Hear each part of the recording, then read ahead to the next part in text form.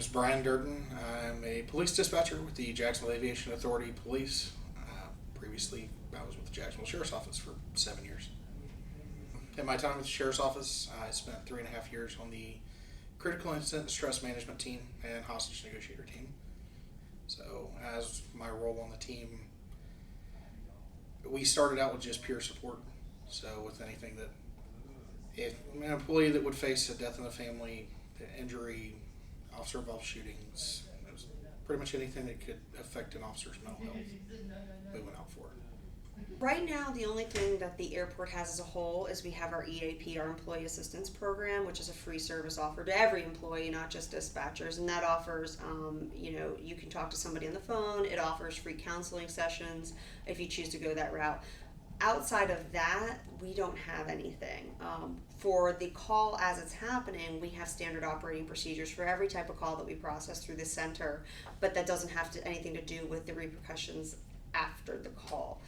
Right now, all we have is the EAP. Now, we are looking right now to piggyback off of the Jacksonville Sheriff's Office, the Critical Incident Stress Management Team. We are looking to piggyback off of that because one of our employees previously did that in his employment with the Sheriff's Office. So we are actually in the process of looking to piggyback off of that, just because it seems like every other day we're having a major event, across the world. And I did see an after action report with the Pulse nightclub shooting, and one of the first things that I think it was a sergeant that was there that night, he had said, always consider your dispatchers and their emotional status post-call, because these are the people that are dealing with those calls as they happen. And for those dispatchers, they were on the phone not only with the shooter, but they were also processing calls from the victims inside of the nightclub. And you can just imagine the emotional toll that takes on your body. I'm sure that those dispatchers kicked in and did what they were trained to do, but as soon as that phone hangs up and you're just like, everything just hits you all at once. I'm Brandis Johnson, and I am a telecommunications officer for Jacksonville Fire Rescue Department. Well, we do a radio schedule every 2 hours. You switch out every 2 hours through the phones and the radio, and depending if you're training, which I've been training here lately, so I don't take as many phone calls. I maybe take 75 a total a day, non-emergency and emergency. When I'm not training, that can escalate up to 100 to 150 a day. But we average about 300 a week per person. First, put that person and their situation as a priority and getting them help. So when I take a stressful call, I deal with the caller and their situation then, and according to how the call goes from whenever I pick up to when our units arrive is how I feel I need to handle it. And usually it requires me to go outside, take a break, get some fresh air, or open up a coloring book and color. I have taken several calls that have been extremely overwhelming. The very first one that is stuck to my mind and sticks to me to this day goes back about 4 years ago. I was 6 months into training. I was not yet signed off to do CPR myself and had to wait for a trainer or a senior person. I received a phone call of a child not breathing, and the mother hung up on me 3 times before we could start CPR on this child. And my trainer had just stepped out of the room to go to the restroom, and the supervisor was busy and nobody else could help me.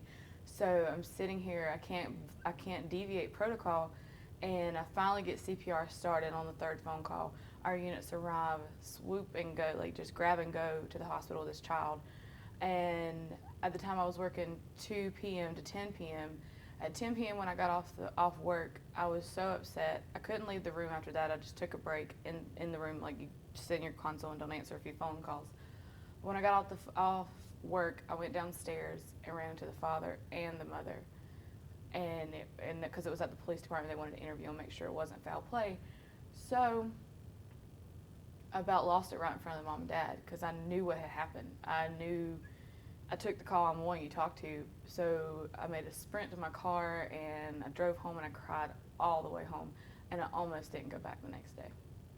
Mental health for a dispatcher, honestly, should be addressed probably before the streets, because at least an officer they see the end. They have, they come to the final conclusion. They get to see everything that led up to and then ending. Whereas a dispatcher, the only interaction is the first call. So you hear it, you hear the first part of the story, and then your mind automatically goes to the worst place, and you create the rest of the scenario.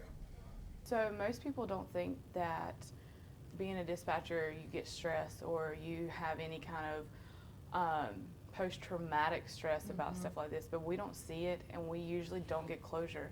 And with us not getting closure, you picture these things in your mind, and sometimes they go home with you, and it's hard to shake them off. But I love it. I love the satisfaction that I may have helped somebody or saved somebody's life.